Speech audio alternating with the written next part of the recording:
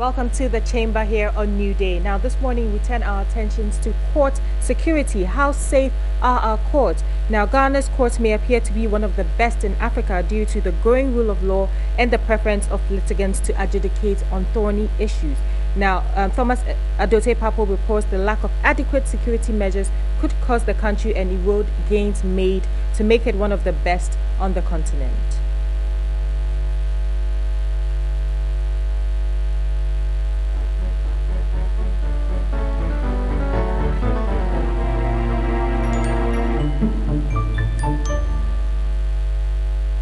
The absence of an exhibition room at the Cocoa Affairs Court undoubtedly came to the fore when the committee set up by the Chief Justice to investigate how a parcel of cocaine allegedly turned into sodium carbonate in the custody of the court. Instead of keeping exhibits in a special secured room, officials improvised using the judge's chambers. Suspicions that somebody may have tampered with the exhibit became rife, and court officials, including the judge, had to prove their innocence against all odds.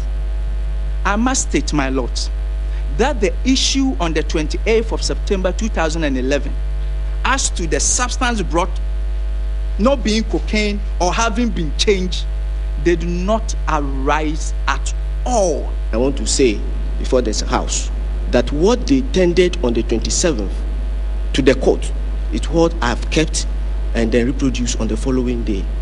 Without appropriate security systems and cameras at Ghana's courts, the lives of judges are put in jeopardy every day.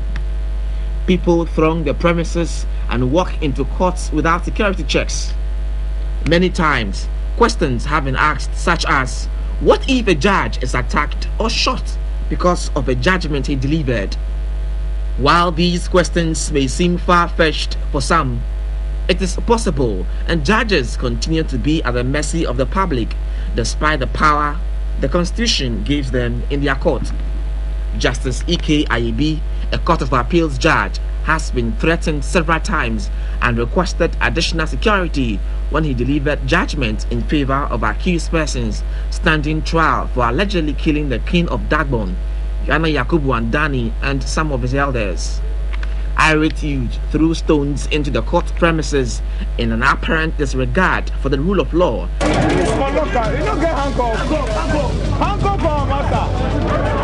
Journalists, on the other hand, have also had their share of attacks in the line of duty. I was covering the chieftaincy issue in respect of Ni Adama Latamanche. As we finished the court proceeding, and I descended down to take shots of the GAM chief who was descending from the court. Then suddenly supporters, those build-up Buddhist macho men, pounced on me, attacked me, so they brutalized me. Fortunately for me, a police officer in the court tried to rescue me, but in the way outnumber the police officer. They succeeded in destroying my camera and other gadgets I was holding as operation materials. Photojournalist Ignatius Kwame Ajaho has been assaulted several times at the court while covering a case. I quite remember there was a time when I was covering Exopa cocaine trial at the court. As the suspect came out from the courtroom, and then I was filming them. Before I realized, I don't know where those macho men were from. So they came and then they blocked me to the extent that they even smashed my camera, and then the viewfinder got broken. Supporters of owner and bankroller of Judu Mighty Jets heckled cameraman Percy Agbanu in his attempt to film accused persons at the court premises. No, why? No, why?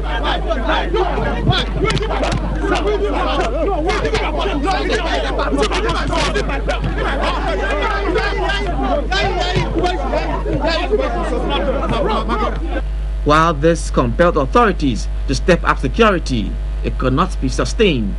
When you are a reporter and you are identified by mostly people who are standing trial, they see you as siding with maybe the other person that they are having an issue with in the court. So mostly they do attack you, the journalist. Well, I can't remember when Abu Sodonko was standing trial for an alleged cocaine case. His supporters even attacked a Joy FM reporter, which led to him seeking refuge at one of the court premises until those angry supporters left the court premises before they were able to go back to their offices. Prison officers alike entrusted with the responsibility of keeping remand prisoners and inmates on appeal have on most occasions risked losing their jobs and releasing miscreants into society when prisoners escape riots at the court premises. We have in our rules of engagement, our rules and regulations, we have clauses in them that forbid any prison officer to aid the escape of any prisoner. And if anybody is alleged to have engaged in that, the person's conduct is properly investigated. And if he is found culpable, there are sanctions prescribed by the same rules and regulations, and they are duly applied. Clearly, judges and other court users, one way or the other, have been caught up in a security scare, but the problem may metamorphose into something else, entangling the whole country, such as cocaine turning into washing powder. Thomas at the Taipapo, TV3.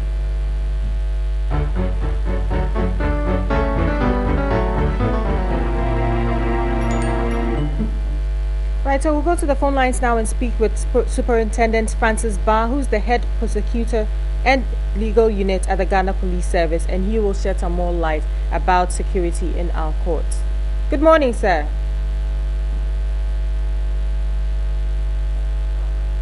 Good morning, madam. Good morning. How are you doing this morning? I'm fine. Okay, so we'd like to speak to you about security in our courts. How safe are our courts, especially with the fact that there are no checks whatsoever at the entrances and so forth? If I got you very well. You want to know how safe our courts? Exactly, sir. In terms of what, please, with all due respect? We don't have any kind of checks at the entrances, so how safe is it in our courts for normal people to go? Well, as for the court, people go there to seek justice, right? And you don't just get up and go to the court because you want to go there. You go there when you have business doing there. So people go there to go and do business. Business in the sense that they go there to pursue their case. Open to the public. Anybody at all can go and observe proceedings in court. Yes, court is a public place, right? But and then what I think you have to note is that, in terms when it comes to the judges, the individual police bodyguards, and then the other courts, we have the lower courts, we have the court CWOs who are policemen, who are always with the court. They are more or less the link between the judges, the court clerks, the court officials, and the prosecutors. So when these persons are sent to court, the court CWOs control them. They take them into custody and they ensure that they are in proper custody. Right, and the police investigators themselves also take their suspects there and they ensure that the suspects are properly kept in custody. Okay, what about the general public? Yeah, but the presence of the police there, we know that why a policeman is present, it was away criminals. I mean, if there's anything, the police will react to it. The police will ensure that there's security. Once they are there, the court is well protected. Okay, are people checked before they enter a courtroom? People do what, please? Are people checked? Do you check people before they gain access into the courtroom? Unfortunately, that is not our system here. It's open, and people are free to go in and out. But is that safe? Is that a safe environment to be in, especially seeing how acrimonious our courtrooms can be? I mean, anybody at all can take any kind of weapon at all into the courtroom if they don't like what kind of arguments a lawyer on a certain side is making. Yeah, that is a very serious school of thought. So far, by the grace of God, we have not recorded any serious incident. And we are praying that it shouldn't happen. But is there any need? Is there any need to feel threatened at all? It hasn't happened yet, but is that a possibility? No, that's what I'm developing a point. That's why I'm saying that we have not experienced anything of the sort. But I think that the police and the CW holders are also alert that if there's anything, they will take steps to control it. But I don't know. What about when it comes to exhibits? Who is responsible for the safekeeping of exhibits? As we saw from that story there, a lot of times certain exhibits go missing in the custody of the court. So who is responsible for keeping exhibits in the court? So as for if an exhibit is tendered in evidence, the court clerks will label it clearly and then take custody of it and then hand it over to the registrar. So the registrar who will take custody and control of the exhibit. So it is all exhibits which are tendered in evidence are properly labeled and identified, given identity, and handed over to the registrar for safekeeping. Okay, so the few times where we've had exhibits gone missing, who is responsible for that? Who should be blamed for the exhibits going missing? Is it the court clerk, like you're saying? Yeah, I don't want to apportion blame here, but if it happens, we will investigate to find out how the exhibit was received, where it was kept, who was keeping what, who was handling, holding the lock and whatnot. So you cannot just out of the blue apportion blame. We will investigate to see who was responsible. If the court clerk really handed over to the registrar, then the registrar will have to account for it. If the court clerk did not, and it was still in custody when it got lost, then he will account for it. Whoever was complaining at a given time will account for it. Is there a special room where exhibits are kept? And is there maybe a security or a policeman who guards that room? So it depends upon what type of exhibit. I think that the reason I know about the court are that the registrars have safes where they have to keep important documents. Right. In your opinion, do you think that security in the courts are adequate? Are you happy with the way security is right now at our various courts? Sorry? I was saying, are you happy with the way security is in our court presently? Is it adequate? Are you happy with it? Oh, I think you and I have to share that, whether you're also happy with it. But I think that I wouldn't say that I'm not happy. And I would not also say that I am happy. But I know that there are measures that have been put in place by the Chief Justice and the judiciary to ensure that evidence are well controlled when they are tendered with evidence. The fact that there have been mistakes doesn't mean that the security arrangements are bad. No, it doesn't mean that in every situation there are deviations. In every situation there are lapses. But I think that all in all, so far we have not recorded any serious losses. So far, there are minor issues that happened. Right. There have also been instances where accused persons have bolted from the dock or from the courtrooms. Is this down to a lack of efficient or effective security? Can you say that one again, please? I'm saying there have been instances where accused persons have bolted from courtrooms. Would you put this down to ineffective security? I think ineffective. I don't want to say ineffective, but inefficient?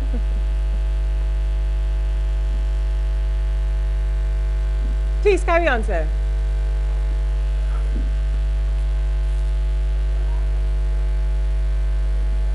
Hello? Yes, please carry on. If the administration that there is some few lapses, I wouldn't say that, that is how the situation. As I said, there could be lapses here and there. Okay. In your capacity as the head of prosecution and legal unit at the Ghana Police Service, what kind of security threats I'm head of the CID, not the Ghana Police. Right, of the CID. What kind of experiences or with regards to security threats have you faced at the court? Oh, I cannot think of any serious security threat. The only thing is that we ensure that our suspects are properly controlled and properly and in proper custody. Evidence are well labeled and tended. come see, the few things that have happened that it actually means that it is like that. If people look at it, averagely, arguments are secure. We are talking about the nation, the whole nation. So if there's a small lamp at a small police station or a small magistrate court somewhere, doesn't mean that it's all about the country. Right. Right. Okay, thank you very much for your time this morning. I've been speaking with Superintendent Francis Bah. He's head of prosecution and legal unit of the CID, and he's been talking to us about security at our courts, and he says there is no cause for alarm. The courts are a very safe place for anybody at all to go.